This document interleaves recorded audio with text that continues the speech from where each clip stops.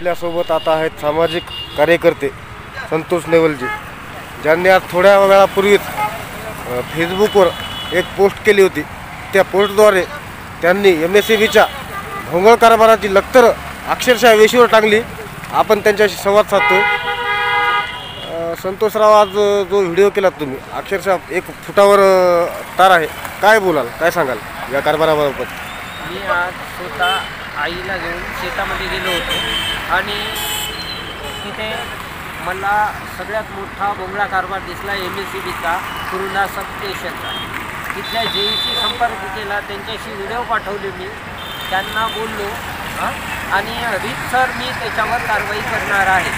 आणि सदरील परिस्थिती सामाजिक कार्यकर्त्याबद्दल जर एवढा मोठा घोळ होत असेल तर सर्वसामान्य जनतेचं काय?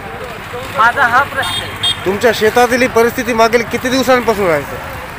माझ्या शेतामध्ये 1 वर्षापूर्वी त्यांचा एक कर्मचारी होता, त्यांना सांगितलं, त्यांनी मला उडवाउडीचं उत्तर दिलं की मी आत्ता जॉईन झालो आणि ते मी नाही करू शकत, तुम्ही गावातल्या लोकांना बोला। याबाबत तुम्ही यापूर्वी काही लेखी निवेदन वगैरे दिले का? तोंडी फोनवर, सोशल मीडिया खूप स्ट्रॉंग आहे, फोनवर बोललेला आहे, चर्चा केलेली आहे। JE सोबत आज मी 3 तास बोललेला आहे, कंटिन्यू त्यांच्यासोबत 5-5 मिनिटाला बोललेला आहे। काय सांगाल या परिस्थितीबाबत? या परिस्थितीबाबत शेतामधून एखादं लहान लेकरू जाईल, जनावर जाईल किंवा कोणी जाईल तर असा हात फिरवून जाईल, असा 1 फुटापासून वर होता। आम्ही आज ट्रॅक्टर चालवताना काठी उचलून त्याचा तार वर उचलून नांगरणी केलेली आहे। तर या लोकांना लक्षात यायला पाहिजे आणि जीवितवाची हानी जर झाली तर MSEB यांना जिम्मेदार राहील, एवढीच माझी विनंती आहे।